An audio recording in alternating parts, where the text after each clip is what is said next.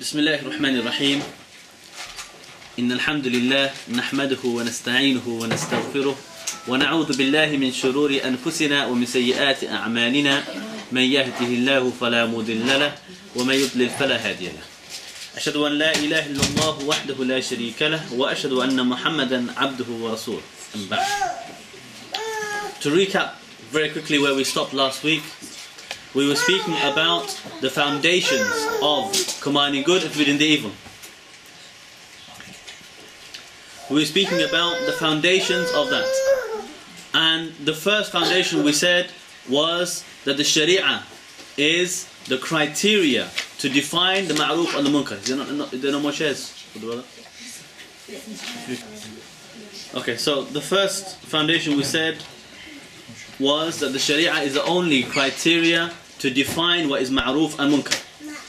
Okay, that means that the sources for us to base any definition of that must only be Quran, Sunnah, and the understanding of the Sahaba. Okay? So, very quick recap.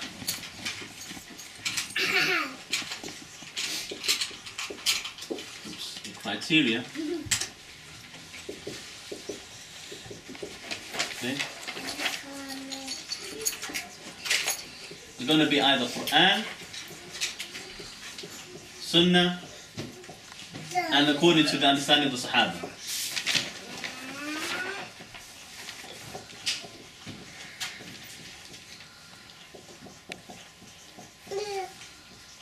That is the only way that we can define what is ma'ruf and what is munkar, for us to command and to forbid. And it cannot be, okay, so it cannot be ration, desires, okay, it's not what the majority say, okay, because the Prophet ﷺ said, no one is a believer until his ration, لا يؤمن أحدكم حتى يكون عقله تبعا لما جئت به. No one is a believer until his ration, his mind, agrees with the revelation. So your ration cannot define it, it's the Sharia that defines it, the Quran and Sunnah defines it.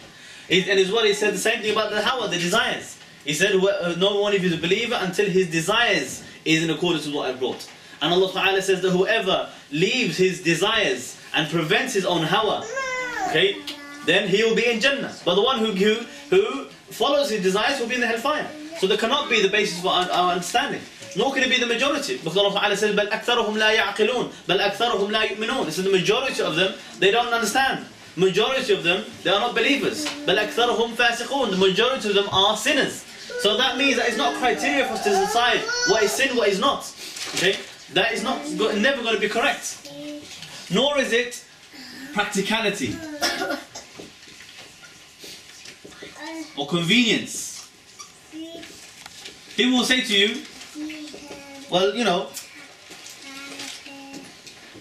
how can you call for the Sharia and the Khilafah in America or in Britain, and these are the superpowers, and they're all kuffar, so many kuffar. How are you going to do it? They say, you really think it's going to happen? They say, don't be foolish. All of that is rubbish. The one who says that he doesn't believe or he doubts that the Sharia can be established in any country, including in the West, in the UK or in America, this man is kafir. Because denying and doubting the qadr of Allah subhanahu wa ta'ala. And Allah is fully capable to establish the deen wherever He wishes. And He showed the Nabi of Allah all of the earth, the east and the east. And He said the authority of the Ummah will rule over it. So there's no doubt that the Khilaf and the Sharia will reach every single corner of the earth eventually. So the one who says it's impossible, akhi, to happen, this person is doubting the capabilities of Allah subhanahu wa ta'ala when there's no text to say that it's not going to happen. Okay? So it's not about practicality. If that was the case, when Allah ordered Musa alayhi salam, when he's faced with the ocean and he's faced with the army of Fir'aun behind him, he said to him, hit the sea with your stick. Musa alayhi salam did not say to Allah, what's that going to do? How is that going to change anything? How am I going to defeat the army of Fir'aun with hit my stick with the ocean with my stick? What's my stick going to do to the ocean? Rather, he obeys Allah without question. Because he understands, he has taklif to obey Allah's commands. And when he did it, Allah subhanahu wa ta'ala destroyed the army of Fir'aun with the same ocean that he saved them with, by making it part into two. when Allah subhanahu wa ta'ala ordered Ibrahim alayhi salam and said to him, slaughter your son. He didn't say to Allah, come on. What do you mean? Because it's not about your mind or your ration, not for me to decide, what, slaughter my son? What did my son do to me? He didn't do any crime. It's not for you to decide what is good or bad. Rather Allah says, and you say, indeed it's good. Because no way for something Allah to order us except that it's good. And no way for Allah to forbid us something except that it's bad. And the deen of Allah is complete and perfect. The same thing when Ibrahim alayhi salam, he built the Kaaba. And Allah said to him, make adhan. He didn't say, but there's nobody here. There's no point, I'll leave it. I don't need to do this command. Allah made a mistake when He said to make adhan. Astaghfirullah. How can we admit Allah made a mistake? Allah said make adhan, the people will come. Allah will make it reach. He made adhan, there's nobody to hear Him. But the people, they came. Because what we have to taklif is to fulfill the command of Allah subhanahu wa ta'ala, whatever it is, wherever we are. And that duty, it is what is ma'ruf. And to leave whatever Allah forbade, however much we think is not good, or however much we think that rationally there's some benefit. Somebody could ask, but look, I can feed my family, with a job with the police. What's the big deal? I spy on some Muslims. I don't like them anyway, so I can spy on them and I can watch what they're doing, and I just tell the kuffar, what's the big deal? I need to feed my family. There's some maslahah, some benefit for me. Okay, look, my son needs to eat. Are you going to tell me that feeding my son is wrong? This is what people, they think. They don't understand. Whatever you think is good that comes out of that is not really maslahah or benefit at all. What Allah forbade will never become halal. So the one who decides what is ma'ruf and munkar is only Allah Ta'ala. Allah Ta'ala said, وَلَا تَقُولُوا لِمَا تَصِفُكَ أَلْسِنَتُكُمُ الْكَذِبِ هَذَا حَلَال وَهَذَا حَرَام. Don't say with your tongue the lie, that this is halal, this is haram. You make up a lie about Allah. And He said, وَعَلَّمَ آدَمَ الْأَسْمَاءَ كُلَّهَا. So Allah taught Adam the names of all things. Okay? That means what? Who defines the names? Who defines what is ma'ruf and munkar? What is Muslim, what is kafir? What is sinner? What is pious? Who is righteous and who is criminal? Who is the one? Allah subhanahu wa ta'ala. And He showed to the angels and said, give me the names, tell me the names of these things if you are telling the truth. And the angels, what did they say? They said, okay, let me think rationally which one is going to be ma'ruf. No, they said, oh, subhanallah, subhanaka, la ilma lana. So we have no knowledge at all, illa ma 'allamtana, except for what you taught us. So we have no idea what is ma'ruf and munkar, except what Allah taught us in the Quran and Sunnah, according to understanding of the Sahaba. So on that basis, we defined the definition of ma'ruf and munkar as, and who's going to volunteer, inshallah, the definitions of command good from the evil, of ma'ruf and munkar. Definition of ma'ruf. Ma'ruf, a noun that combines everything that is known to be obedience to Allah, whether compulsory or recommended. Alhamdulillah. Okay, that's a good, correct definition for ma'ruf. And somebody from the brothers for munkar. Anybody? Of course. A noun that is combined, it's all that Allah and His Messenger forbade, whether I can't understand. Haram or makruh. Whether haram or makruh. Good. So the ma'ruf is anything, is a noun that combines all things that Allah is pleased with, whether fard or mandub, whether compulsory or recommended. And the munkar is everything that Allah and His Messenger has forbidden, whether haram or makruh, whether prohibited or disliked. That is called ma'ruf and munkar. That means we do not forbid somebody from doing something permissible. It's not up to us. We can maybe say, look, it's better for you to do it this way than that way, because I think this one is better. Fair enough. But you can't forbid them or claim that they are criminals or that they are deviant or that they are innovators because they did something which is permissible in Islam. Well, Allah gave them the choice. Allah gave the choice. Who are you to take away His choice? You can't.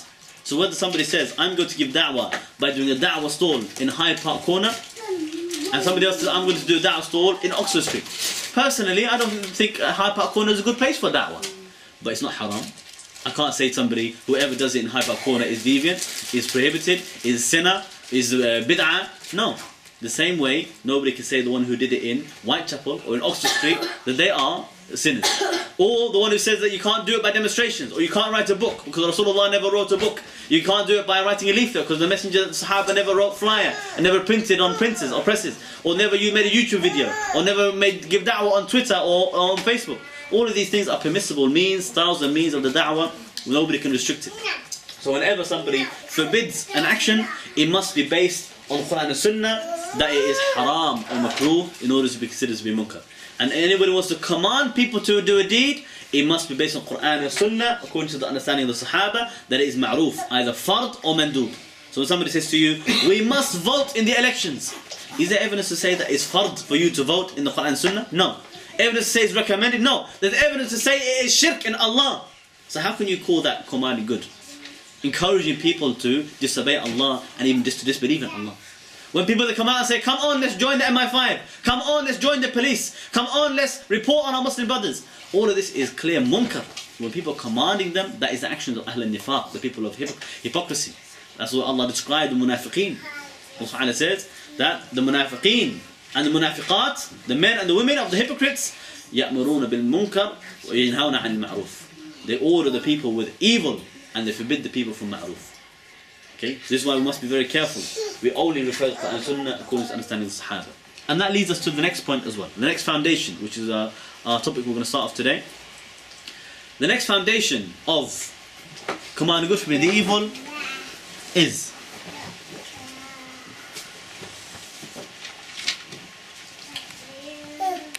that al-ilm. Oh, very good.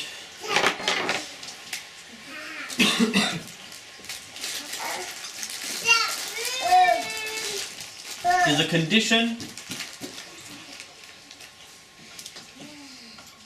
for commanding good, forbidding the evil. Don't mind my abbreviation. Okay, so al-ilm, okay, and I'll put here in brackets, about ma'roof and munkar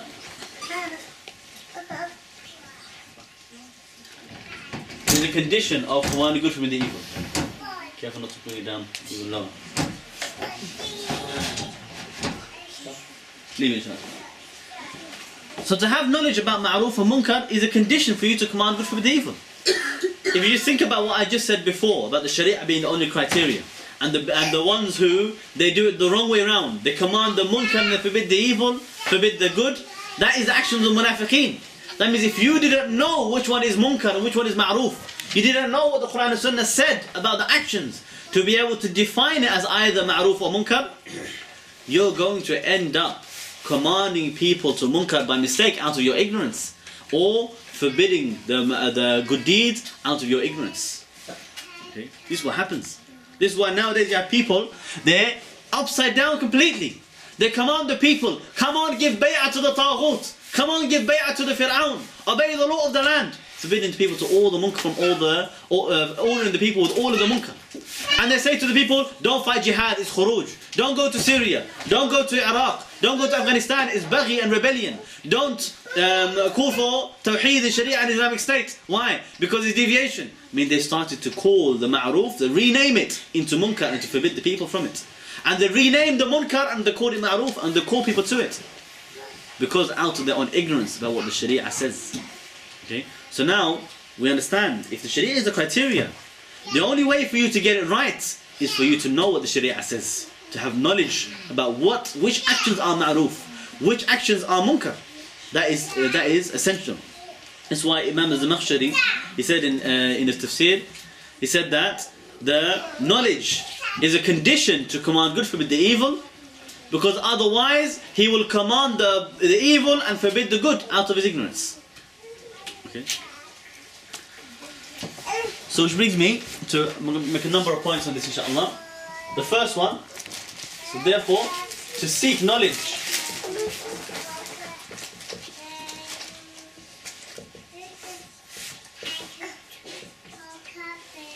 is compulsory. Okay, or we say is vital for commanding good, forbidding the evil. Okay, so seek knowledge about al-ma'roof and munkar. Again, about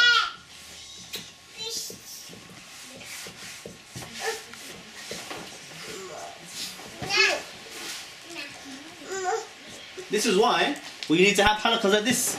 This is why it's not enough for you just to go out every week and every day on a da'wah stall and you think that I just continue what I'm doing and I never study.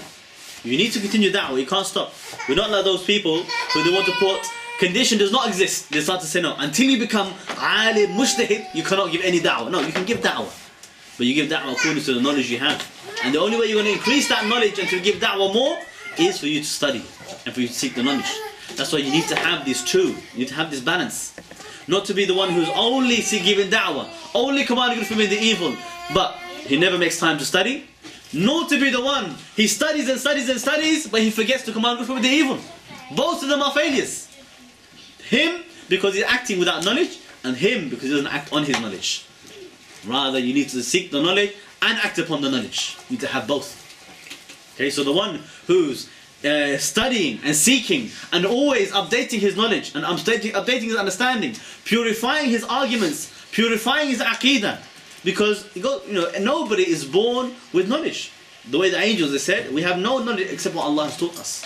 So we're born with certain fitrah, certain basic instincts, and after that we learn. So the more you learn, the more you have knowledge, and the more you will correct your mistakes and correct your misunderstandings. And it's not extraordinary, not uncommon that somebody will make mistakes. Sometimes you will study a topic and you think you've understood it, but maybe you have some flaws in your understanding. And it's only when you carry da'wah and you debate with somebody, that's when they start to scrutinize what you're saying and they start to find holes in what you had to say, and you realize where your weaknesses were. And that's not a bad thing. Sometimes you can feel, the shaitan will come to you and make you feel as if, I've been defeated. What happened? I thought I was knowledgeable. I thought I was studying. Okay? That's not a bad thing if you understand, if you're sincere. Because it will push you to study. It will push you to find out what is the answer to that question. I didn't know. All of a sudden you'll come across somebody, Madkhali or somebody, Hizb Tahrir or somebody Sufi, and he will give you an evidence you never thought of, that you never heard of. And you think, wow, what happened? And in Sufi, you think, how can a Sufi defeat me? But he defeats you. Okay? There's nothing wrong with that, because nobody is all knowledgeable about everything. Nobody can have all knowledge. Rather, you need to update your knowledge. So when you hear the other argument, that's what will allow you to then go on to study and more. And what happens when nobody has that relationship of da'wah and command with the evil and debate and scrutiny, is that people relax with the knowledge. That's why, some shuyukh, some of these, especially those shuyukh from Saudi Arabia that praise the king and everything else, those are people generally, they sit in one place giving a lecture and nobody questions them. Nobody questions them at all. They will accept whatever they say blindly. Taqleed. And this is the reality. Even though they condemn everybody else for taqleed, they themselves have made the biggest taqleed. Nobody questions them. But there are other people from the mujahideen and the du'at, those people calling for kufr bit-taghut. Every question, every comment they make, every answer they give is scrutinized. And it's gone through with a tooth comb. Every little word. Why did you say like this? Akhi, did you pronounce it correctly? Is the reference, Akhi, you're wrong, you're a liar. I checked the hadith. It's not Abu Dawood. It's in Sunan al-Tirmidhi. So what, Akhi? His hadith is there. Made a mistake in the reference, so what? The hadith is there, it's sahih. Well, how does that make him wrong? How does that make you wrong in your understanding? You understand? But the one who is, pro-king, pro-authority, and endorsed by the governments, endorsed by the Tawagheet, and given universities and power and position, nobody questions them. Nobody will ask. So they don't have to justify their answer. They don't need to respond to any criticism. So this is why having that debate and discussion is important. So to act upon that knowledge and to carry it and to command good from the evil will help you to increase your knowledge. Okay? And increasing your knowledge will help you to command good from the evil. These two, they cannot be separated. They are vital to each other. Yeah? Allah subhanahu wa ta'ala says in Surah Muhammad verse 19, فَعَلَمْ أَنَّهُ لَا إِلَهَ إِلَّا اللَّهِ. Know that there is none worthy of worship beside Allah. Okay? This ayah teaches us how we have a duty to have knowledge and to seek the knowledge. It's not for us just to sit back and relax in our ignorance. Rather, Allah Ta'ala wants us to be aware about Allah, aware about the Tawheed, aware about our rights and aware about the rights of Allah, aware about how we can worship Him the way He deserves to be worshipped. That is the Tawheed. To worship Allah with full awareness of how He deserves to be worshipped. Allah says, what it says, اتقوا الله حق تقاته. Fear Allah the way He deserves to be feared. I mean, not according to how you like, what you think rationally is good or bad. How Allah defined. And the only way you can know that and understand it and act upon it is if you first study. What did Allah want from me? What did Allah tell me? What does Allah want me to do? What will Allah ask me about on the Day of Judgment? Because Allah said that we will be accountable for all of our actions. And the Prophet ﷺ in Bukhari and Muslim, he said, طلب العلم فريضة على كل مسلم. Seeking the knowledge is a duty upon every single Muslim. Okay? Seeking the knowledge is a duty upon every single Muslim. We must. So everybody must seek. Now see, here there is a distinction we need to make as well, because there are different types of knowledge. That is a duty upon every single Muslim, for the ayn, to study and seek what is known from Islam by necessity. That knowledge which is known from Islam by necessity is binding upon everybody to find out about it and to seek it and act upon it, and to command good, forbid the evil about it. This is the issue. How much knowledge? We said the knowledge is condition. How much knowledge? Everybody is expected to know what is known by necessity in Islam. And the other matters, that is farḍ al-kifaya. It is enough, sufficient for some of the ulama to study that knowledge and teach the other people. The other people can refer to them. Okay? Because Allah Ta'ala says, فَاسْأَلُوا أَهْلَ الذِّكْرِ إِن كُنتُمْ لَا تَعْلَمُونَ. Ask those people of knowledge if you don't know. Meaning, there will always be some people who have knowledge and some people who don't have knowledge. You're always going to have that relationship. Okay? So, what type of knowledge? When we say seeking knowledge, it doesn't mean you need to have a degree in mathematics or degree in sociology and psychology or have a medical degree before you can command good and forbid the evil. What does that have to do with anything? You need to have knowledge about the hukum of the actions. Is it fard? Is it mandub? Is it haram? Is it makruh? What are we commanding? Okay, is it really ma'ruf? Is it really munkar? This is what you must have knowledge about. Okay.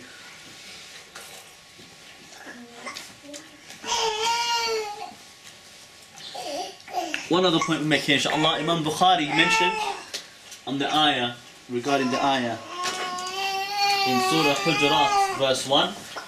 Okay, Surah 49, verse 1. Allah Ta'ala says, يَا الَّذِينَ آمَنُوا لَا تُقَدِّمُوا بَيْنَ يَدَيِ اللَّهِ وَرَسُولِهِ. O you who believe, do not precede Allah and His Messenger. I mean, do not go before, do an action or before Allah and His Messenger spoke. I mean, you don't do an action without first to consult the Quran and Sunnah, Allah and His Messenger. This is why Imam Bukhari said about this ayah that al-ilmu qabla al-qawli wal-amal. He said that the knowledge, it is a condition of any saying or action. That's what Imam Bukhari. That's what he said. But your own actions itself, let alone for you to command people to do deeds or forbid them from deeds. For a great reason, you must have knowledge about it before you do that. Okay? So before you speak about a thing, you must have knowledge about it. Okay? Imam Bukhari said, the knowledge is a condition of all sayings and actions. Okay? Knowledge is the condition for the sayings and actions.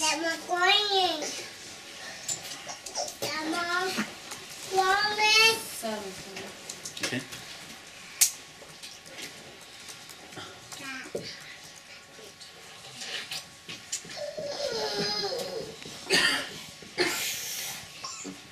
So the next question, what is the minimum amount of knowledge you need to have in order to command and forbid evil?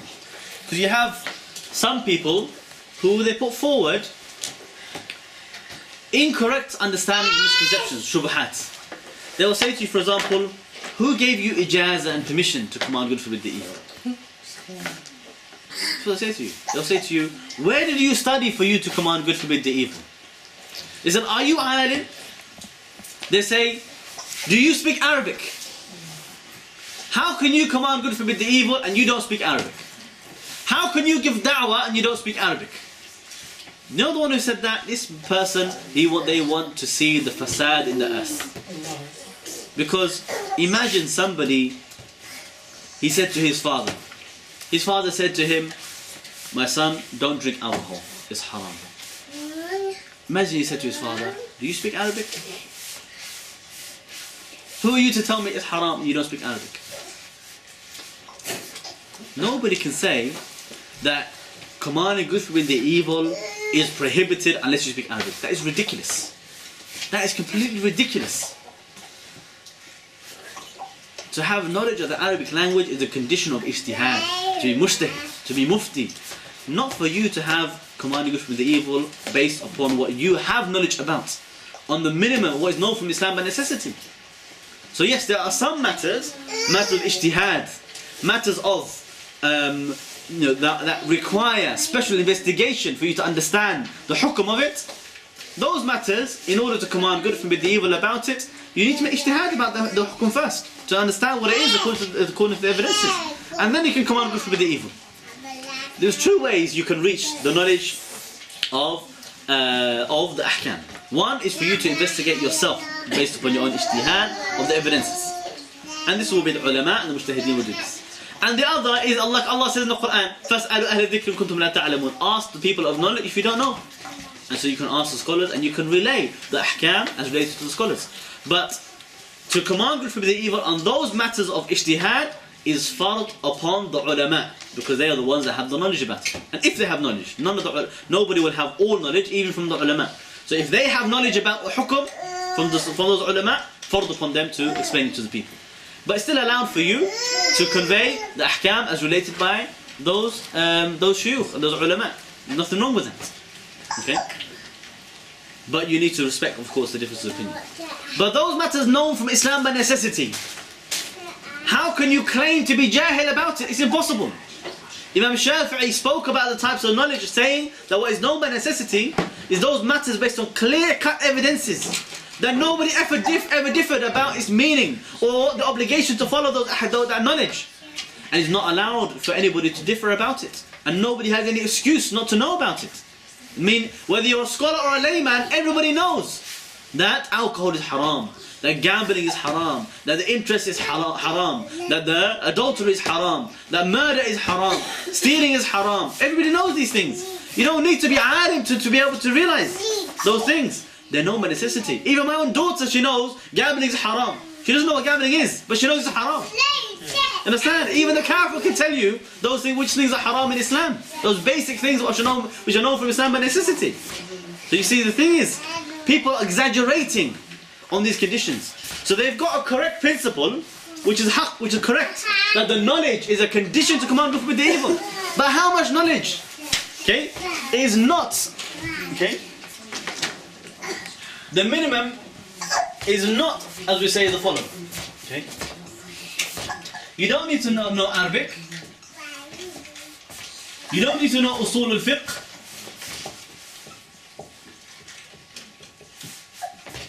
You don't need to memorize the whole Quran. You don't need to memorize Bukhari and Muslim or all the ahadith. Okay? Okay? These are conditions to maybe, or they're useful for the mujtahid, to make ijtihad. But for you to command good with the evil, none of these are conditions. You can't put a condition, does not exist in the Sharia and doesn't have any evidence for it. Okay, so these are not conditions that are binding upon somebody to say that you cannot command good with the evil without these. But what you do need to know is the hukum of the action. Okay? The hukum of the action, you must know about it. Okay? Maybe you know the evidences for it as well, that will help you. But even if you don't know the evidences, okay, you can still command good with the evil. Okay? Even if all you know is that you asked a scholar and he told you. You can tell your son and your daughter, don't smoke, it's haram, even though it's not normal necessity. But if you ask the alim, he says it's haram. So it's fine, it's haram. My son, don't smoke, it's haram. It's allowed. You can't say to a father he's not allowed to tell him to do that. Not allowed to tell his son to pray and to make ruku' and sujood because he didn't know the reference and the isnad of the hadith in Bukhari. You can't tell somebody like this. This is not from the Sharia, the one who says you cannot command good with the evil according to the knowledge you have, even if it's limited, just because you are not alim or mujtahid. Rather, the Prophet ﷺ said, بَلِّغُوا عَنِّي وَلَوْ آيَةً. He said, convey on behalf of me even one ayah. Even one ayah. Okay? And he said, the other hadith, He said, "Man ra'a minkum munkaran falyughayyirhu biyadihi." Whoever among you sees a munkar, let him change it with his hand. فَإِن لَمْ يَسْتَطِعْ فَبِلِسَانِهِ فَإِن لَمْ يَسْتَطِعْ فَبِقَلْبِهِ. If he cannot, then with his tongue, and if he cannot, then with his heart. So here there is a matter of capability. According to what capabilities you have, not everybody will be the same. So the alim, he has capability because he has the knowledge to command good, forbid evil on the matters of ijtihad, which are not known by necessity. And every lay person has the capability to command good, forbid evil on what is known by necessity. The other thing we learn from this hadith, he said, "Man ra'a minkum munkar." He said, whoever among you sees the munkar, meaning he sees it and he knows it's munkar. Otherwise, how can you be accountable for it? You will not be accountable for something that you did not know in the first place that it was haram. So why didn't you forbid? Okay, but everybody knows what is non-necessary, which is the next point. Inshallah, we give. Okay.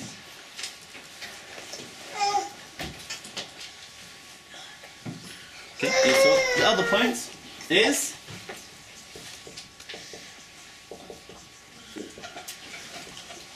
everybody.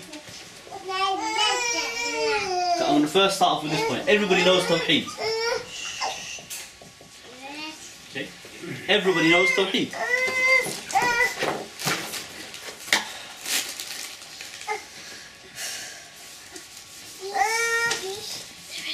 Everybody knows Tawheed.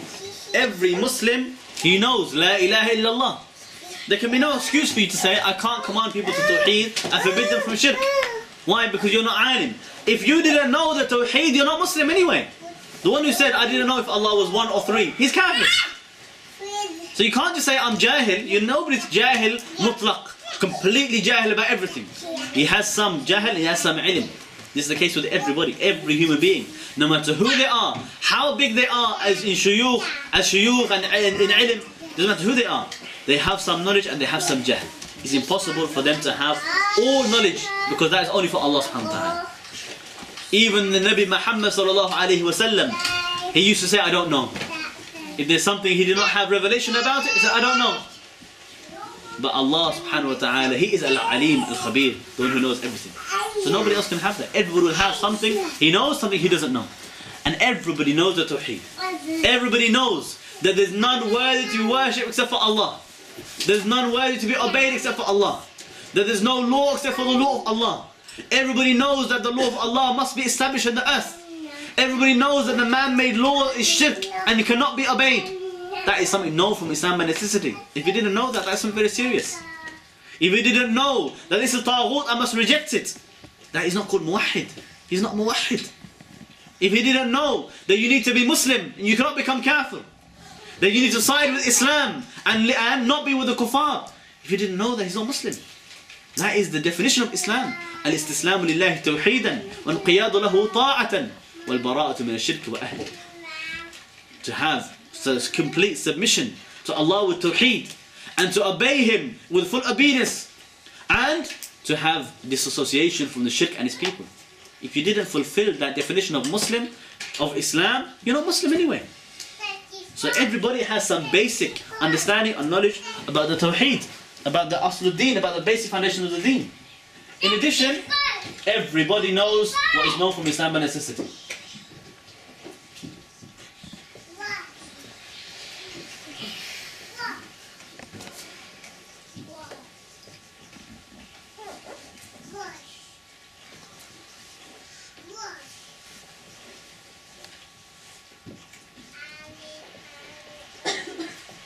This is the knowledge which is known by everybody by necessity. Okay, you're supposed to know it. Of course, unfortunately, we live in strange times when the ignorance is widespread and people, do have ignorance about some of many of these things.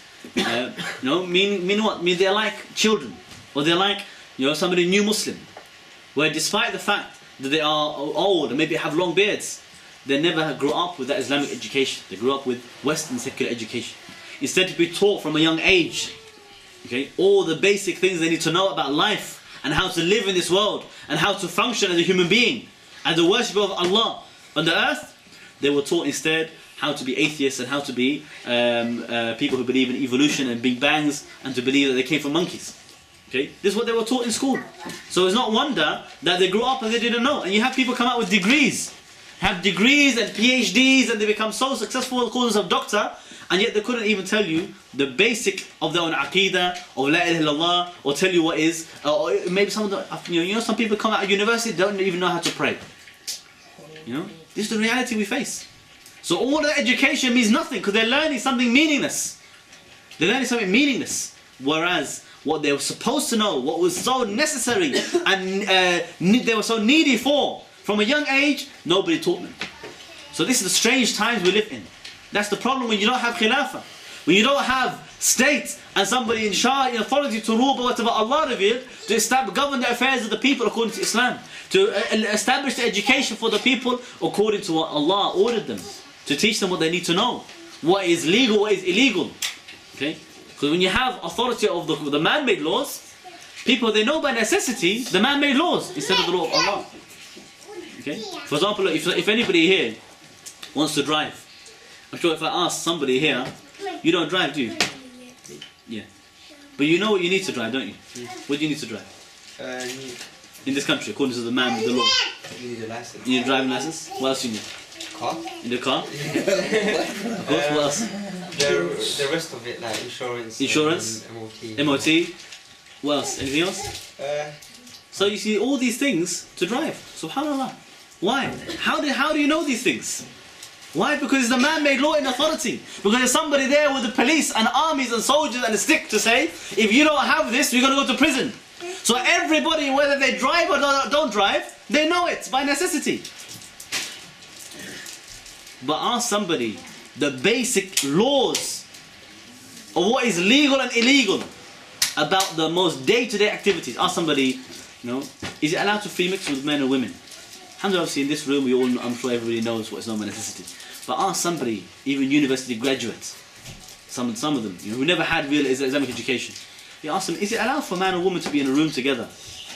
He said, why not? Why? Because even though that is the basic laws for governing the relationship between men and women, because the man-made law is an authority, he only knows what the laws of the land says. But he doesn't know what the law of Allah says. What if the law of Allah was the law of the land? What if the Sharia was the law of the land? People would know it by necessity. They would know it without any choice. Even if they don't drive, they know what the laws about driving are according to Islam. Even if they don't have wife or children, they know what the laws of Allah is in relation to marriage and children. Why? Because that's the law of the land. That's why Ibn Kathir, he quoted Umar al-Khattab, he said that Allah enforces with the authority what He does not enforce by the Quran. Okay? How?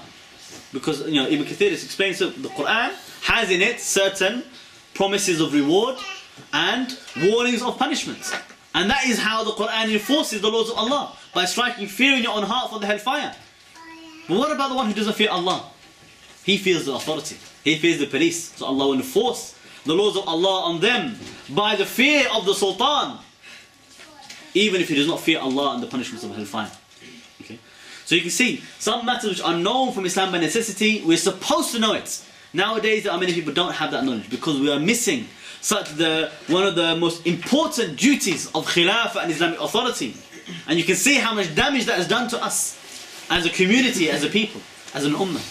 How many things are missing because of that. But those matters, everybody is supposed to know it. And therefore, everybody is supposed to command good, forbid the evil about it as well. Means whether you're scholar or not scholar, whether you speak Arabic or you don't speak Arabic, those matters which are known from Islam by necessity, it is fard upon you to command good and forbid the evil about it. Whether you're talking about the duty of the bay'ah to the Khalifa, the duty of jihad against the occupiers, the duty of salah and fasting in Ramadan, and the zakat and the hajj, or the prohibition of the shirk and the grave worship, the prohibition of making tahakum to the taghut is known by necessity. The prohibition of joining the armies of the kuffar against Muslims, the prohibition of alcohol, the prohibition of gambling and stealing, these things are all known by necessity. Every lay person is obliged to command good, forbid the evil about it. And they are sinful if they left it. It's not enough for them to say somebody else will do it. No, because now, especially nowadays, when we're living in a time where those actions are continuing to spread without any change, and nobody's changed them or removed them. The other point I want to make is al-basira. You must have al-basira when you command good food, which I'm going to explain inshallah.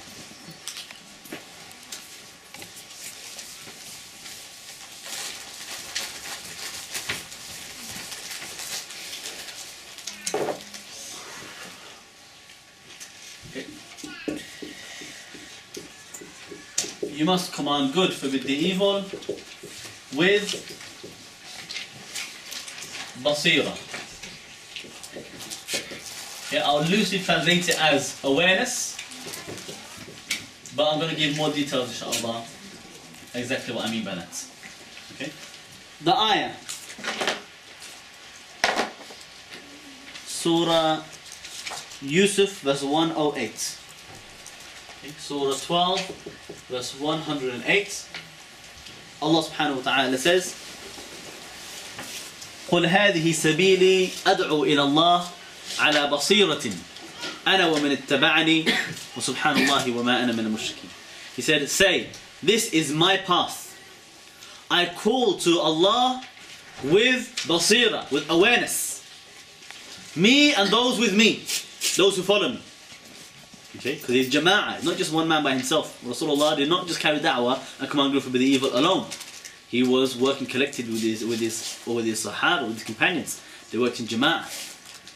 And he said, and glorified is Allah, I am not from the mushrikeen. So, he ordered us, he explained to us that to have this knowledge and basira, it is a condition of the da'wah, of commanding good from the evil. And that basira is going to be about three things. Okay? It's going to be about three things. I can make this a little bit longer.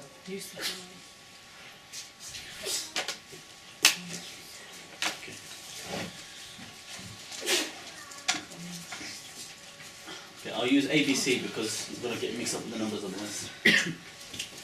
Okay? A. You must have awareness about the call itself, what you are calling to. So here, what is ma'ruf, what is munkar? You must have knowledge about what is ma'ruf, what is munkar. You must have knowledge about the one that you are going to call, the called. Okay? The one that you are forbidding, the one that you are commanding. You need to have understanding, certain awareness about them. Who are they? What is the situation? I'm going to elaborate on these in a moment, inshallah. And the last one, you must have awareness about how to call. Okay?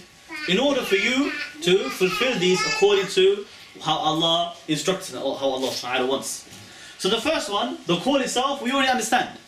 What is the highest ma'ruf and the highest munkar or the worst munkar? Who wants to volunteer? The highest ma'ruf that we command, what is it? Tawheed. The first and foremost thing that we always call to and command, Tawheed Allah Azza wa Jal. And what is the worst munkar, the worst evil that we forbid? Ash-shirk. Ash-shirku billah. To associate partners with Allah. If you are not calling people to Tawheed Allah and forbidding them from shirk in Allah, you're not really commanding good from the evil. That means every form of Tawheed and every form of shirk. So whether you're talking about calling the people to leave the worship of idols and come on to the worship of Allah, or you call people to leave the man-made laws and come on to the law of Allah, you call the people to leave the law of the land and come on to the Sharia and establish the deen of Allah, whether you tell them to leave democracy and to come on to Khilafah, all of these are commanding good from the evil, calling them to Tawheed, forbidding them from the shirk. So the call, you must understand what is ma'ruf and munkar. We define that, we understand that. The next one is the called. What do you need to know about the person that you're calling? You need to know a lot. It's very important you understand who you're calling. Because the way you treat somebody is very different based upon who they are. Okay? For example, you need to know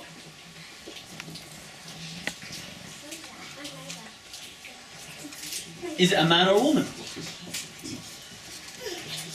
That makes a huge difference. Makes a huge difference. Whether you're talking to a man or you're talking to a woman. In many different ways. For a start, a man, he may stop another man in the streets and say to him, brother, it's not allowed for you to dress like that. Okay? But he can't just stop a woman in the streets. He can't just stop a woman in the streets. Even just say Salaam Alaikum to a sister, a woman in the streets, without any reason, it's not allowed. Because men and women, they don't speak to each other. They don't have interaction like this together. Okay? Even if they are not in person, you don't just write letters to whoever you like. Write letters to all the women and say, love from so and so. It's not allowed. Men and women don't correspond and have this interaction, whether you're speaking in person or on Facebook or on Twitter. Not supposed to be. Somebody posts a picture of himself and all the sisters say MashaAllah, and all the brothers say Jazakallah. Not supposed to be like this. Even you're using Islamic terminology and you're saying SubhanAllah, I'm feeling the Sunnah. That's not called Sunnah. That was never the Sunnah. So you don't have this relationship between men and women having chatting. So if it's a man or woman, makes a big difference.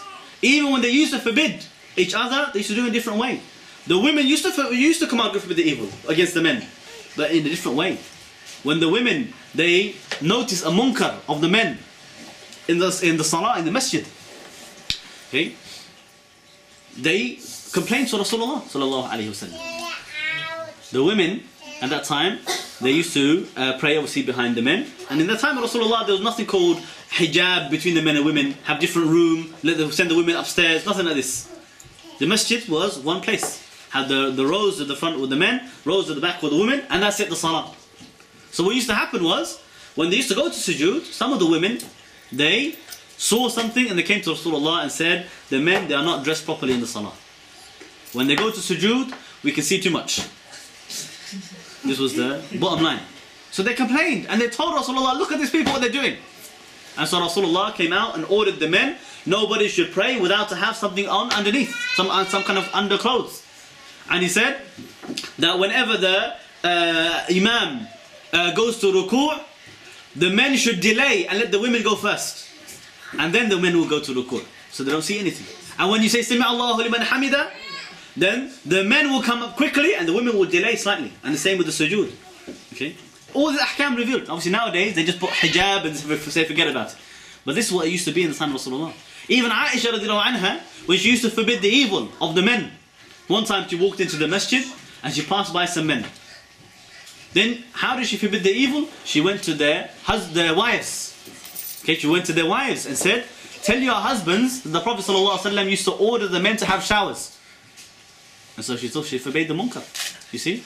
But she didn't just walk up to the men and say, you guys smell. She's not going to do that. You need to have you need a different way, different method, based upon if it's a man or a woman. Not only that, see some munkarat, how do you know?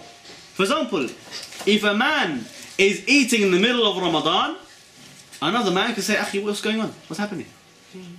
But if a woman is eating in the month of Ramadan, you don't know whether she is breaking a fast or she's not supposed to fast. The same thing, time of Salah came, Adhan came, you see brother sitting at the back of the room. Brother, you're not going to join the Jama'ah? What's going on? But you can't say that to a woman because it's a different reality. So you can see, just from this one point, how much of a difference it makes.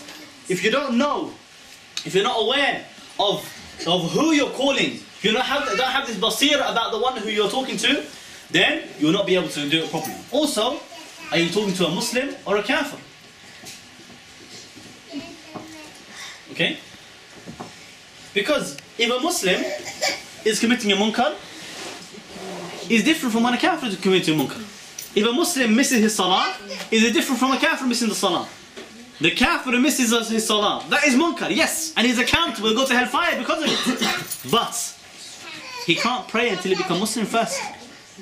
So the priority now, do you say to him, oh, why don't you come and pray? Or do you say to him, why don't you say La ilaha illallah? Why don't you come to Tawheed, embrace Islam first? Whereas the Muslim, he's already muwahhid. If he's not praying, you tell him to come and pray.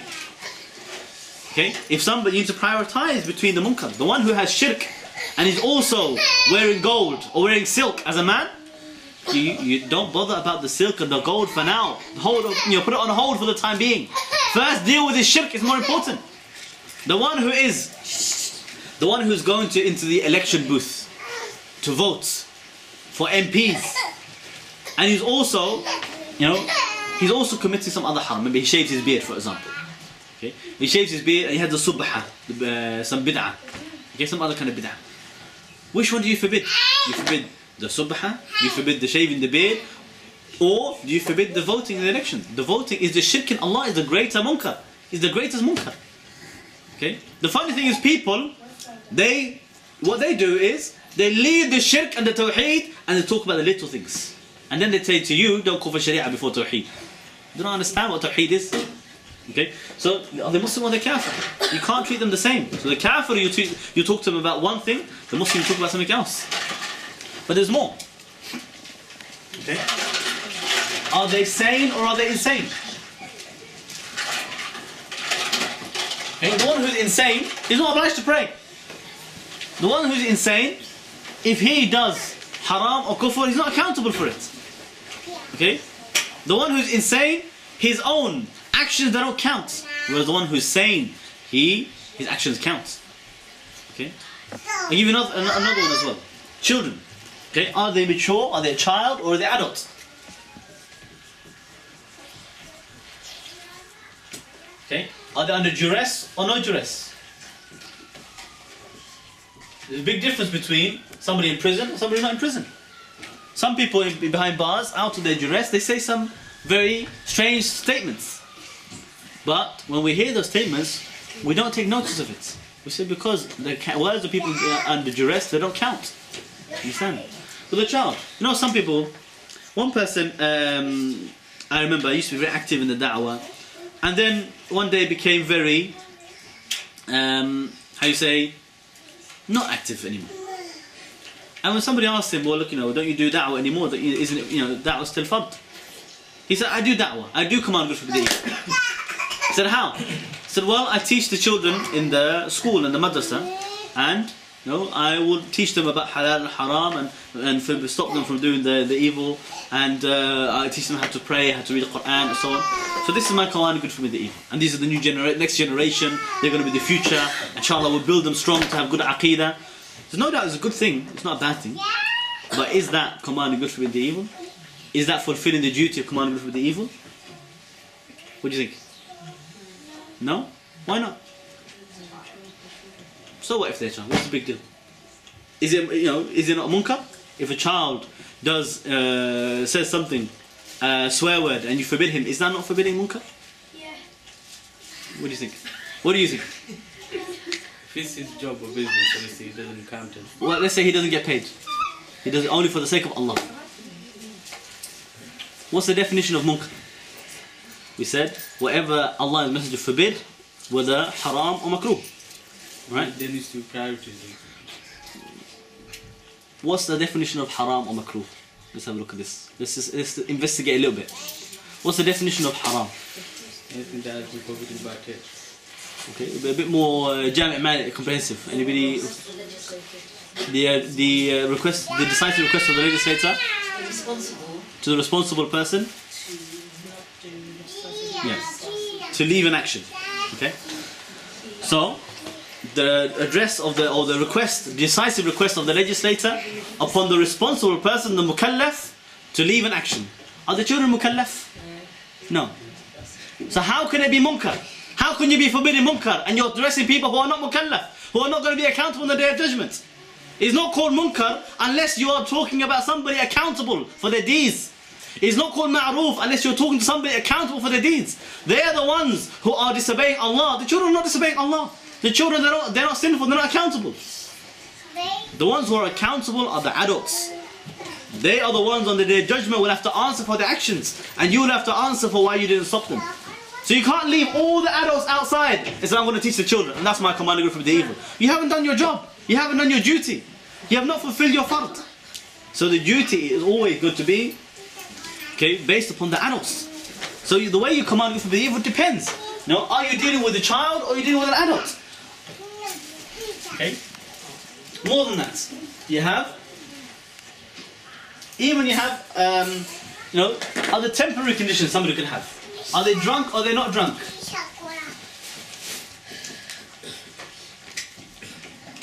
somebody who's drunk, you can't deal with him. How are you going to explain anything to him? He doesn't understand. Okay? You need to deal with him differently. So all of these things, you see, you need to think about every single situation. Who am I dealing with? What is the reality of the person I'm dealing with? I need to talk to them according to that. And what are they going through? What is in their life? You need to apply the Sharia rules according to what's relevant to them. You don't forbid a munkar that doesn't exist. The munkar becomes fard to forbid when it's present. So, just because somebody else drinks and he's a Christian, doesn't mean that this Christian drinks. So, if you have the approach, you say to a Christian, why are you drinking alcohol for? It's illegal. It is evil. It's evil. He says, I don't drink. The same thing with a Muslim. Just because he's sitting in the park doesn't mean he's drinking alcohol. Just because other people drink alcohol doesn't mean that's what he's doing. You can't just assume. You need to look at the reality carefully. Who am I dealing with? What is his problem? What is he dealing with? Is he part of it or is he not? Is he doing that or is he not? So it's important for you to understand the reality of the person you call. Okay? And it's important for you to understand the call that you're calling them to. The ma'roof and the munkar. Is it haram or is it makruh? Because you don't deal with them the same. You deal with the haram harshly. You don't deal with the makruh issues harshly. There's a big difference between the two. Because the one who did something makruh, he hasn't done a sin. He's not done something he's going to go to hellfire for. The way Allah requests indecisively, you will request indecisively. And when Allah requests decisively, you request decisively. Okay? Meaning the way Allah threatened with punishment, you will warn them about punishment. But if Allah didn't threaten them with punishment because it's only makruh, okay, then you don't threaten them with punishment. You don't treat it in the same way. Okay? The same thing, is it normal necessity or is it not normal necessity? If it's not normal necessity, okay, so I'm going to talk about here now, this one. What's the hukum?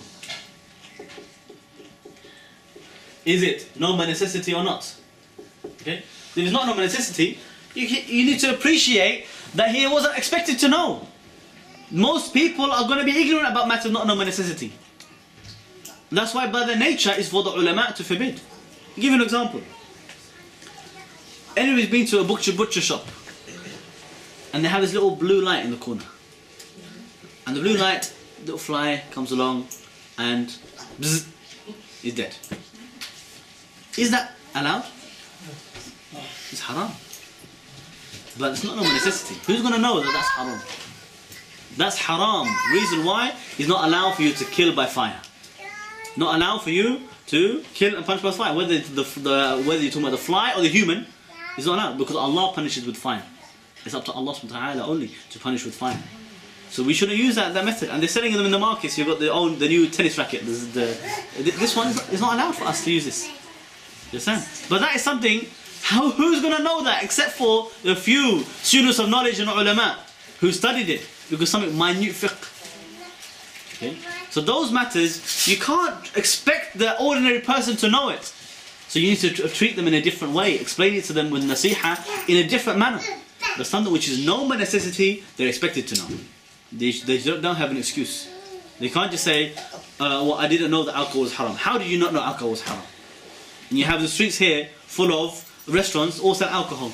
And they're all what? They're all Muslim. They're all Muslim and, well, in this area in particular, all from Bangladesh. Are you going to tell me they didn't know that alcohol was haram? And every one of them knows that if they open the same shop in Bangladesh, the people will beat them with their shoes. They know that very well.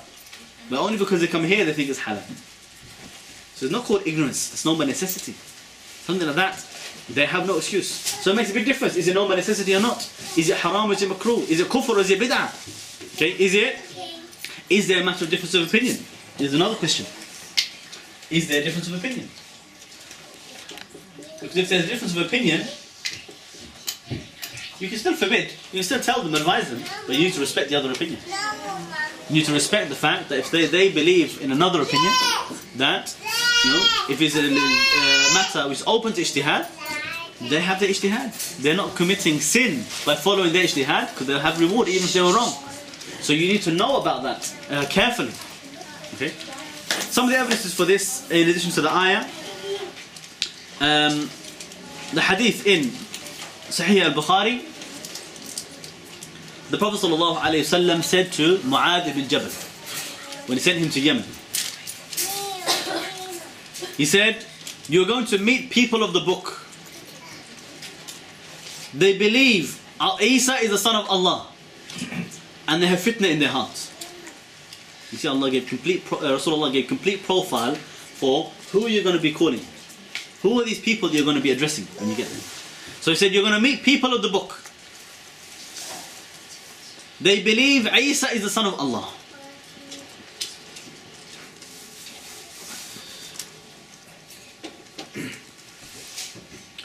And they have fitna in their hearts.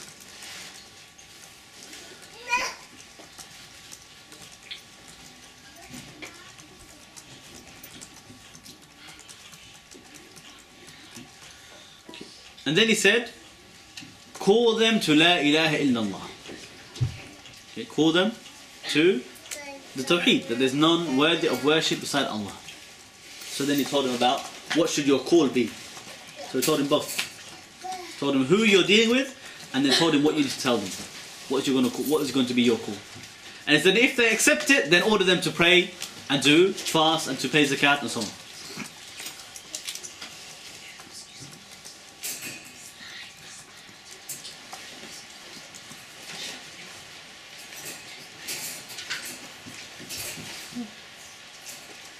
Okay. Incidentally, does that mean, however, that Mu'adh ibn Jabal was only allowed to call them to Tawheed and not allowed to forbid them from adultery or stealing? Or no, not the case. That's what people think. That is wrong. The first thing Mu'adh ibn Jabal did when he arrived there was to implement the hudud on a kafir. Why? Because, okay, just because we say unless they accept La ilaha illallah, we don't order them to pray, that doesn't mean we don't forbid them from the other munkarat. Why?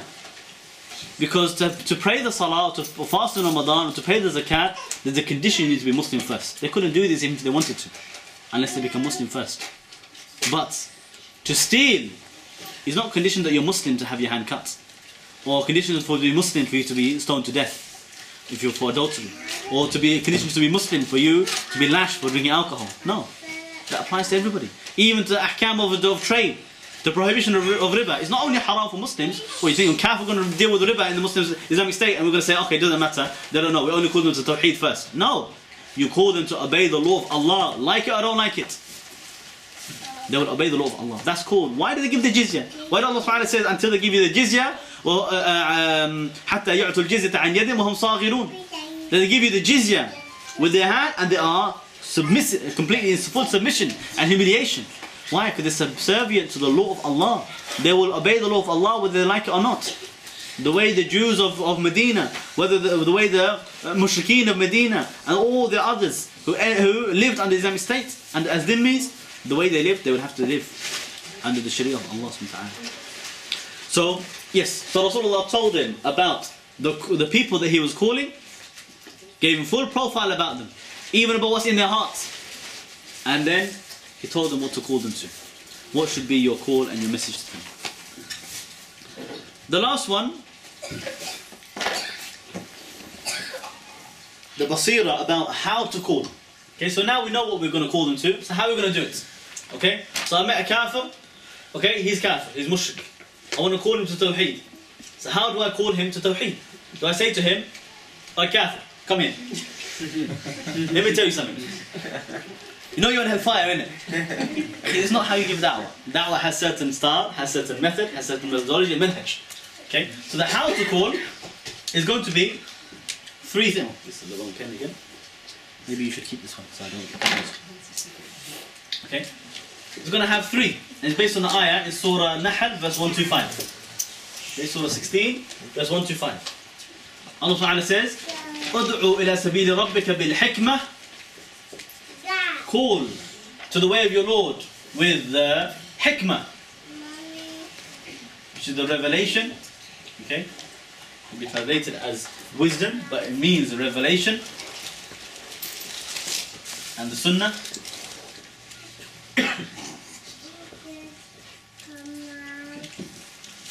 والموعظة الحسنة. موعظة. Okay, which is the good examples. Okay, and the good examples or the best examples, they're always the Quranic examples. Quranic arguments. Allah's given us the best arguments in the Quran. He's given us the best way to deal with every debate. Everything that you can imagine the kafir are going to ask you, they already asked Rasulullah. And Allah revealed to him the best answer.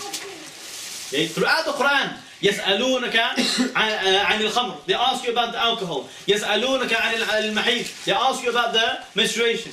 They ask you about the booty. They ask you about this. They ask you about that. And Allah will reveal the answer. This was the manhaj of Rasulullah.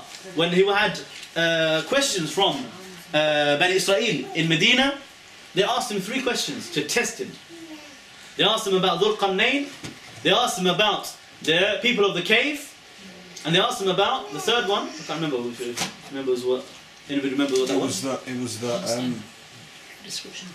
no, it was the what determines the child may not what determines whether the child looks like mother or father. Okay, I can't remember anyway fully exactly what it is. But anyway, he asked for 3 questions. And Rasulullah sallallahu alaihi wasallam will remain silent. He didn't say, okay, let me have my best shot and then just make up my own argument. He didn't want to give anything from his hawa. Understand? He could have argued with them, he could have debated with them. He didn't want to answer, except he waits for revelation from Allah. Let Allah answer. We have the best answer. And he waited so long until the Jews started to say, he has no answer. Okay? Like this man, no answer. He got no answer. Okay? But then Allah revealed to him the answer, you see? Allah revealed to him the verses telling them exactly about the people of the cave, the Dhul Qarnayn, and answered all their questions until they said that, basically they had to admit there's no way that it could have come from any other source. They had to admit it was from Allah, but they still rejected it. So the best example are always the Quranic example. Allah taught us what to say. They ask you, well, how are we going to be raised alive after we are dust? And they speak, I've come across kuffar today. Okay, they're not trying to copy the people before. They say the same thing because they say, look, we're scientists. I know what happens to dead bodies. They disintegrate. How are you going to raise them up alive? He thinks nobody thought of that question before. He thinks 21st century that they're so clever that nobody thought of this idea before. The Christians, they say, Isa must be the son of Allah because who's his father? Okay? Allah answered in the Quran, say, but Adam, he's got no father or a mother. Okay, so we have answers for these. Allah spoke about the Jews and Christians, said the Jews say that nobody will enter Jannah except for unless they're Jew or they're Christian. Allah said no. Okay, this is only in their own dreams. They said Ibrahim, they argue about interfaith now. Allah mentioned in the Quran because they tried it with Rasulullah about interfaith. They say, we'll come together. Say, look, we're all Abrahamic faiths. Okay, we're all Abrahamic faiths. We all came from Ibrahim. Allah says no. Ibrahim was not Jew and he was not Christian. He was Muslim, Hanif, or you're mushrik. So Allah refuted all these arguments for us. We don't need to come up with our own arguments. Rather, we can take Allah's argument, we can translate it, we can use the same example, make it the same way. Allah said, look to the mountains, look to the birds, look to the camel, look to the oceans. Allah gave these examples for us to use. And they're the best examples for us. Especially Surah Nahl has many of these good examples for this basic da'wah to Islam for the non-Muslims as well. And the 3rd one, Al-Jidal. Okay? Al-Jidal, I said, وَجَادِلْهُمْ بِالَّتِي هِيَ أَحْسَنُ, to debate in the best manner.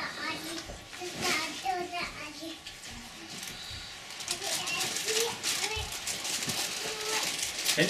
And he mentioned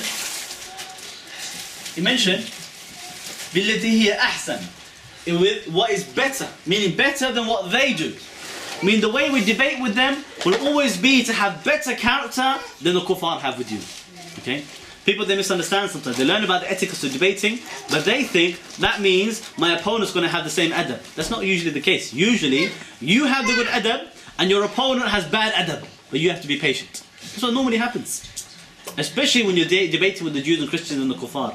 They're not going to be able to debate with you with adab. They will debate with you with insults and attack.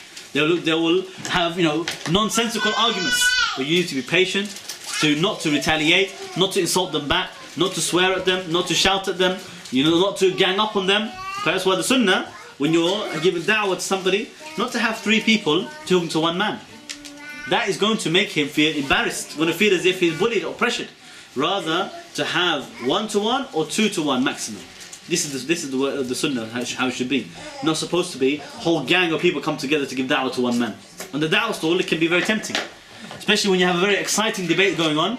2 people really at it, at each other's throats, maybe. So everybody gathers around them. And they're all listening in, all like crowd crushing over each other's shoulders. Not only that, everybody got something they want to say as well. So he's giving an answer. Before he can answer, he says, yeah, but hang on, what about this? And the other one comes in from the other corner, from behind his back, and saying, yeah, what about that? That kind of debate and da'wah is the wrong manhaj. It's not the methodology of Rasulullah. Rather for you to have 1-to-1, 2-to-1, and to give time to the opponent, to listen to them, not to interrupt them. The way Hassan bin Ali, he said to his son, he said, learn to listen the way you learn to speak properly. Okay? I mean, the way that you know, when somebody wants to talk, he expects everybody to listen to him.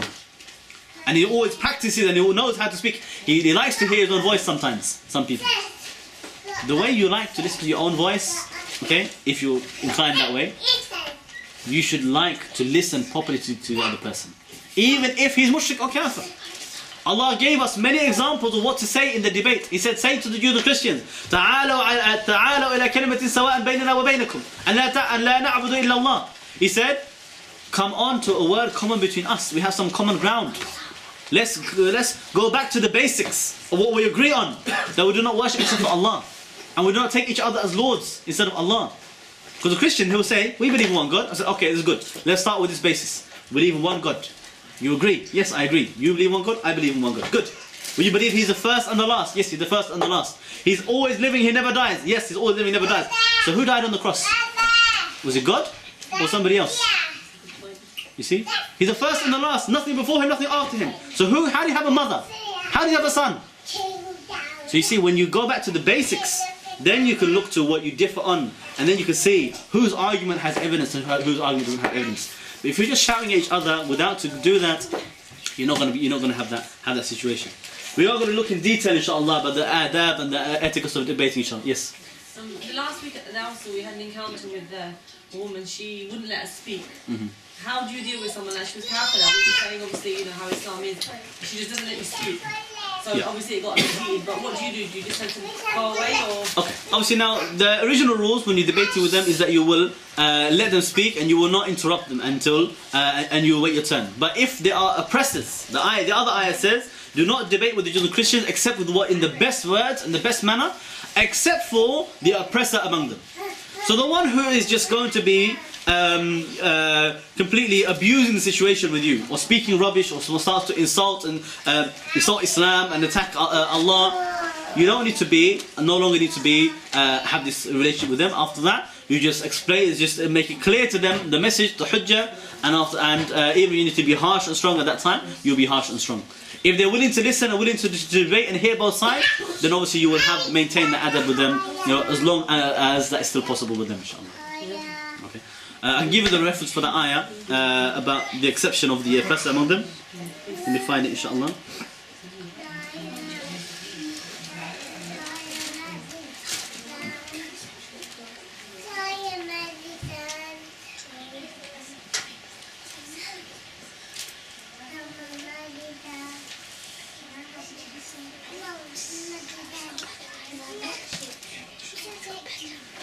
Surah 29 verse 46. I'll put it on the board as well, it's a good one inshallah for us as well.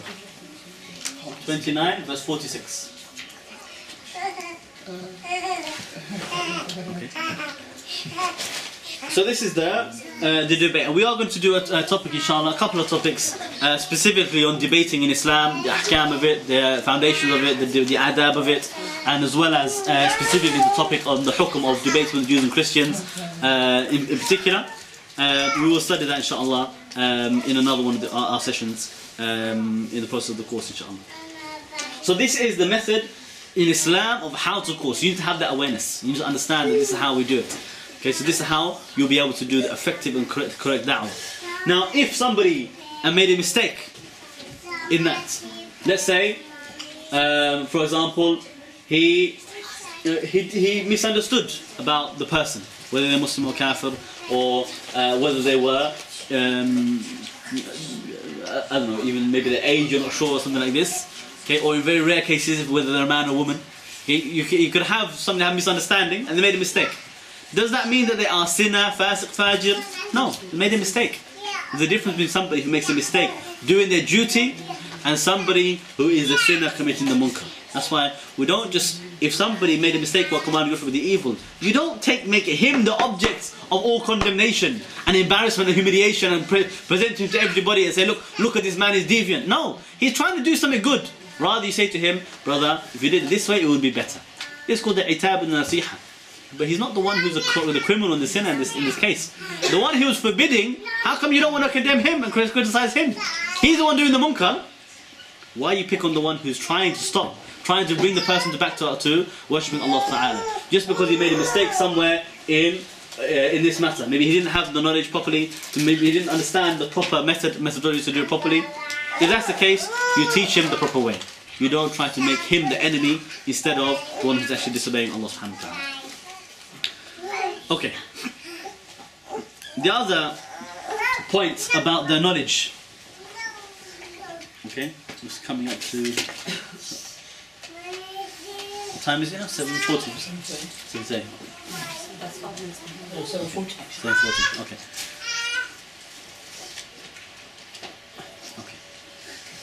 Just very quickly, can you embarrass somebody in terms of how to call? You wouldn't normally try to embarrass it, but it depends on the situation. If somebody, this is why again it's important to understand both of these two, the reality. If somebody did a sin privately, okay, in a secret place, but you came across it, you realised, you found out about it, or they asked you about it, but you know, it's something he's ashamed of, he's trying to hide, he doesn't want people to know about it, he's not allowed for you to expose him and humiliate him in front of people. If he's somebody coming out openly, publicly, exposing himself and his crimes, and presenting it to the people proudly, this man, he deserves to be humiliated. He shouldn't be having his nose in the air while he's doing his sin. He should have his nose down, his eyes at his feet. That's the problem. So when people come out publicly, you should expose him and forbid and warn the people, because if you don't do that, people are going to think that it's good and they're going to try to emulate him and copy him. So he should be humiliated so people think, I don't want to be like him. But if somebody did it privately, you keep it private, you don't try to expose him. Okay, this situation. Okay, so the other issue that we mentioned here is also part of how to call, but I'll make it a separate topic as well. This is more general anyway.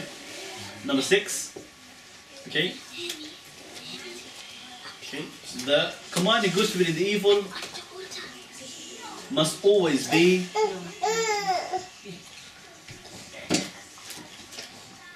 according to the Sunnah of Rasulullah.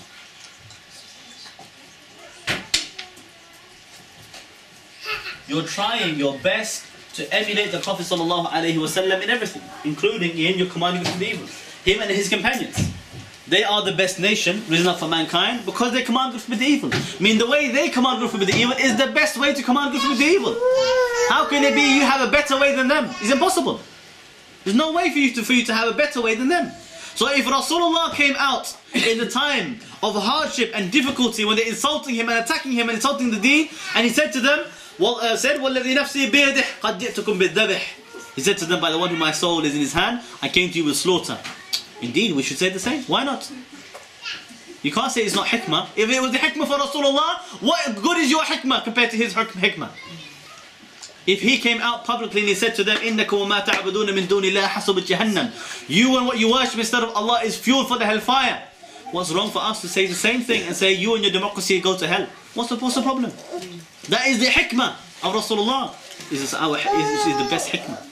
What's the problem when you come out in the context of war, when they're occupying our lands, they're throwing us out of our homes and fighting and killing Muslims everywhere, all around the world, and you come out and say to them, your dead are in hellfire, our dead are in Jannah. And you say to them, that Allah is a protector, you have no protector. And you frustrate them and you anger them. When that is what Rasulullah did. After the battle of Uhud, he said to Umar, he said, why do you let them speak? Because the Quraysh were shouting at them, so we have Uzza and you have no Izzah. They were saying to the Muslims, Uzza is the name of their own idol. So we have Uzza. And you people, you have no victory, no dignity. You have no Izzah. Rasulullah said to Umar, he said, why don't you respond? Why don't you say back to them? And he said, say to them, Allah is our Mawla and you have no Mawla. And then they replied back again. And they said to them, it's one all. They started to say that is equal. Because obviously previously the Muslims won Badr and now the Quraysh defeated them on Uhud. So now it's one all. Okay, we got you back.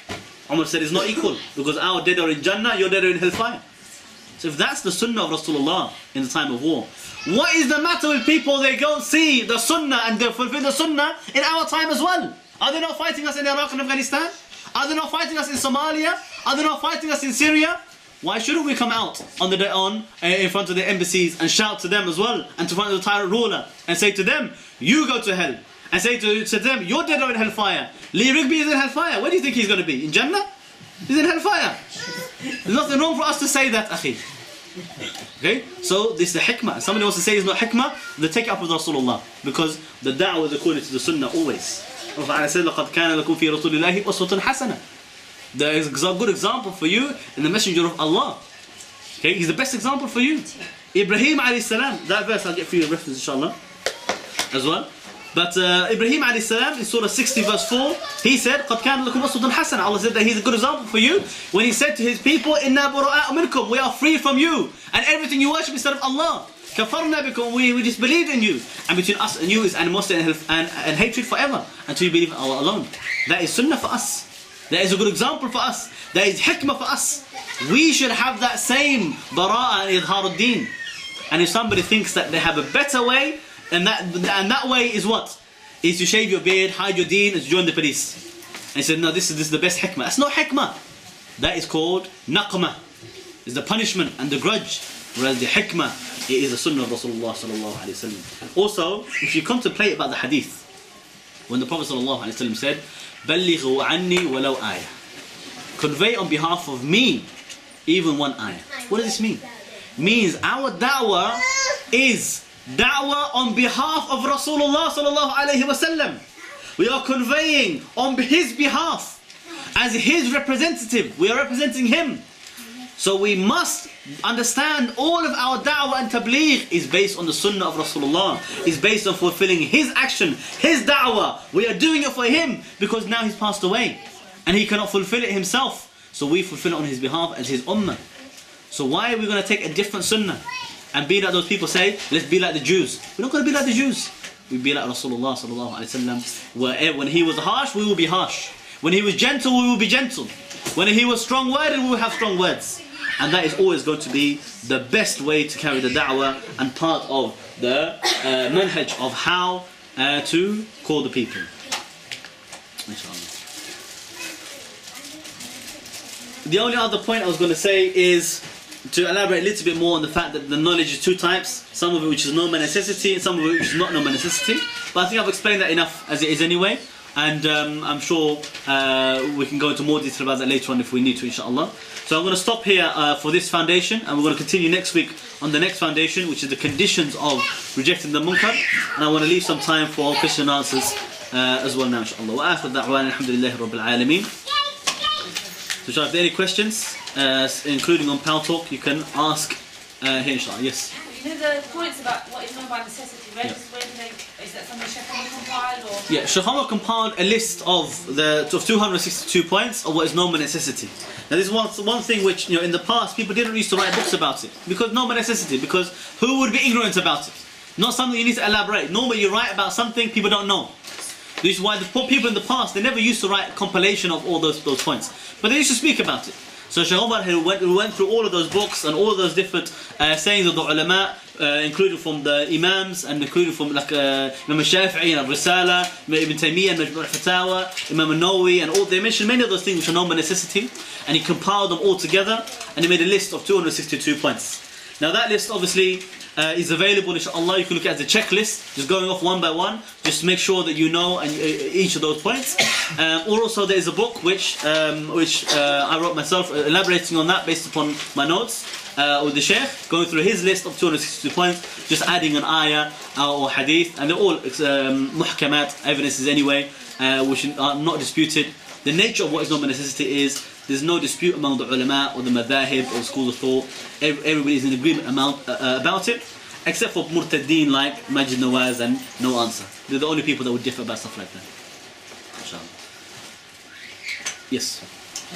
Is commanding good and forbidding evil restricted to men or women? Is there a time limit where women have to stop at midnight, or can they carry on commanding good and forbidding evil at any time? Commanding good and forbidding evil is wajib mutlaq, is unrestricted duty. is not restricted by time or place or gender. It is fard upon the men and it's fard upon the women the way it's fard upon the men. And everybody will have their own capability. So some men, for example, they will have certain restrictions preventing them from doing some forms of da'wah. For example, if they're disabled, if they are blind, or if they if they're mute. Somebody who's blind, maybe he doesn't see the munkar. How can he see it? So how can he forbid it?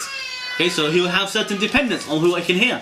The one who is unable to speak, how can he forbid the munkar with his tongue? So he obviously has restriction. And the women, maybe they have restriction only by other priorities that they may have in the home with the children. If a husband prevents them from leaving the house, but the fard remains upon all of them according to their capability, inside the home and outside the home. And the duty of commanding good with the evil and da'wah is not restricted by time or place. Nobody can say you can only do da'wah in the daytime but not in the nighttime, whether you're man or woman. There's no evidence for that. And the one who puts condition upon it, they make bid'ah and innovation in the deen. Because Allah Ta'ala, He said about Nuh alayhi salam, He said, إِنِّي دَعَوْتُ قَوْمِي لَيْلًا وَنَهَارًا, I call my people night and day. You can't say to me, it's not allowed after 11 p.m. Okay? It's bang up time. This is for the people in prison. Okay? It's bang up time after 11 o'clock. You can't do da'wah anymore. No. We give da'wah night and day. Unrestricted by time, unrestricted by place. Wherever you are. He said, ثُمَّ إِنِّي دَعَوْتُهُمْ جِهَارًا ثُمَّ إِنِّي أَعْلَمْتُ لَهُمْ وَأَسْرَرْتُ لَهُمْ إِسْرَارًا. I call them in the public and I call them in private. I mean, every single place it is a place of da'wah. In every single time is a time of da'wah. Nobody can restrict it without an evidence from the Quran and Sunnah. And the one who restricts it without evidence, he is innovated in the deen. The Prophet ﷺ said, مَنْ أَحْدَثَ فِي أَمْرِنَا مَا لَيْسَ مِنْهُ. The one who introduces something into our deen which is not part of it, that it is فَهُوَ رَدْ, it is rejected. And it's the same. You talked about men and women commanding good and forbidding evil between each other, and there are restrictions and conditions. If a woman now sees some evil on, for example, social media, Twitter, Facebook, and evil or mistake was done by a man, can she now correct that man? It's allowed for anybody, especially when there is public munkar taking place, or public evil, or somebody's teaching the deen, or somebody clarifying a mistake, clarifying some understanding and aqidah. It's allowed for a man to teach and a woman to teach. It's allowed for people to sit and ask about those ahkam and to correct each other in the public arena. It's allowed, as long as there's no doubt. So if somebody was PMing each other on Facebook or Twitter, obviously, and the men and women, obviously this is not allowed unless they have the permit, like to seek fatwa or seek a hukum from talabat al-ilm. Okay, but public speech, somebody makes a public statement commanding good with the explaining the ahkam of the deen, that is not restricted to men or women, and is not prohibited for either of them to make those statements and to respond and to call to each other the way the Prophet ﷺ addressed men and women in public. And even the Sahabiyat, many times when they dressed in public, they used to dress. Aisha radiallahu anha, she used to teach in public to men and women in the masjid. And she used to narrate hadith to men and women. And used to command good with the evil to men and women in the public arena. Okay, so the only restriction that may happen is to make sure there's no doubt about the haram. So why are they speaking? If they were talking to each other in the middle of the street without reason, this will cause doubt. But if they had a reason to talk, for example, she came into a shop where a man sells sweets, for example, and he was to advise her, give salam, it's allowed, because they have a purpose for them to talk and a permit to talk in the first place. Okay? Or if they're on a da'wah stall, clearly defined to say we're here to carry da'wah, she's allowed to give da'wah to a man, and he's allowed to give da'wah to a woman. It's allowed. Though it's good if they are men and women, let the men direct all the women to the sister's side, and the sisters let them direct the men to the brother's side. But it still, nevertheless, is allowed for both of them to talk to the general public. If they're distinguished in this way, there's no restriction to that at all. And the same thing applies to public statements, especially addressing public munkar in the public arena, on social media, on the internet, YouTube, or anything else like this. Any other questions? No? Yes. There are some Muslim brothers, they don't grow a beard. They feel like if I give dawah, I will actually portray a bad image of Islam. What do you say about that? The person who said he wants to shave his beard because he thinks it's going to give bad image to Islam by having a beard, okay? Because people look down upon it from the kuffar. Okay, this person needs to first understand a few things. what he thinks here is wisdom or beneficial to the da'wah is mistaken, because it's not based upon the sunnah. Rather, al-hikmah, the wisdom, is the sunnah. Allah subhanahu wa ta'ala says that He sent the Nabi, the Anbiya, the Messenger of Allah, to illiterate people who are ignorant, they don't know, لِيُعَلِّمُهُمُ الْكِتَابَ وَالْحِكْمَةِ, to teach them the book and the hikmah. Ibn Abbas said, Al-Kitab wal-Hikmah is Al-Quran wa Sunnah. So Al-Hikmah is the Sunnah of Rasulullah. So you cannot say, I'm going to leave the Sunnah to become closer to the Hikmah. That is impossible. That is the same as you saying, I'm going to leave the Hikmah to become closer to the Hikmah. You can't. The Sunnah is the Hikmah. You can never go against the sixth Sunnah and think that you're doing something better. And similarly, to shave the beard is haram. The one who does that and he comes out publicly, he is giving a bad name to Islam. He's telling the people, it's allowed for me to disobey Allah. He's the one saying, coming out publicly with his sins. Now obviously somebody could have permit to shave. Somebody could have medical permit. Somebody could have other reason to shave. You know, so he could be mujahid. He could be a mujahid on a special mission, in which situation you can have the permit. So how do you know? He could be a fugitive on the run. At the end of the day, we're living in a world, the whole world is Darul Harb nowadays. So no, you're not going to doubt anybody just because they don't have a beard. It could be, like me and some other brothers in the room, they know our big test, that our beard does not grow like, mashallah, some brothers, some shuyukh. Yeah, it doesn't grow like 3 fist length. Yeah, our beards barely, can't even get 1 fist length. Doesn't mean that anybody shaves. Doesn't mean they even trim. It just happens to be Allah created them some way, in a certain way. People in Indonesia, they don't have beards. They don't have beards. Not because they shave, because their beard is just a few hairs on their chin. So obviously you're not going to doubt anybody just because they don't have a long beard. But the one who shaves, that is a sin. It's haram. And he cannot think that is better or more wisdom or better for the da'wah. It will never be better. Something that is not good at all. Yes. Yeah, I've got a question. Do you know when someone commits a sin in publicly, and they, very much proud of it, and then you speak about it, you're not actually exposing them because they very much expose themselves. Yeah. So this whole, this whole idea of exposing another Muslim, that guy that was selling poppies to help the soldiers, and then a lot of people were saying, don't expose him, but he exposed himself, right, so it's the rules don't apply. Exactly, yeah. Right, yeah, you can't come out publicly in the streets and they say, oh, you're not allowed to talk about it. You showed everybody. You did it in front of everybody. This is why the Prophet ﷺ said, everybody is safe in my ummah except for al-mujahid. The mujahid, they asked him, who is he? He's one who did the sin in private and Allah covered him. Allah hid his sin. Nobody knew about it. Then he came out the next day and I said, I did so and so. He exposes himself. This man, he's exposed and he must be condemned, it must be forbidden. Otherwise the people, they will try to copy him or they think that it's okay. Or if nothing else, he will think it's okay. So the good thing, at least he learned his lesson and he realized you're not going to do that again.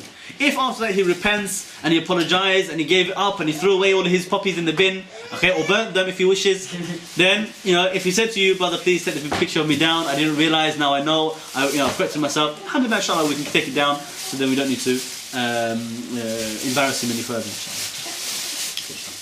Any other questions? I think there's a question on past actually, let me just double check. Just got a Muslim who was in the box. Lives in Stepney. I done some Facebook stalking, and that lives in Stepney. There's actually selling poppies. Yeah, selling poppies. He went to the front of the parliament, had a bucket. He's like, today took a picture of himself, put it up on Facebook, his own Facebook. Oh, he put it up himself? He put it up himself, yeah. Then he goes, today I went out to support the British public. Then all these kuffars are writing, well done, like, Yeah, the Irish guys have never worked with me. Yeah, the Irish don't work with us all. There was a Northern Ireland football player for Sunderland. And he refused to wear one. Yeah, there you go. The Irish in general, they're all against it. They really against it. So one of the Irish burnt a poppy as well. He got arrested for it. Even some of the English, they wear white colour poppies because they disagree with the wars and stuff like that. Yeah, some of the pacifists, yeah.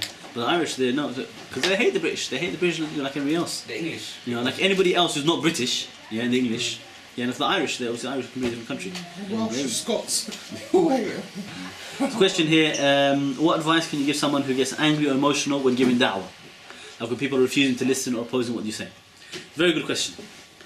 Because the anger is not da'wah. When you become angry, you're no longer giving da'wah.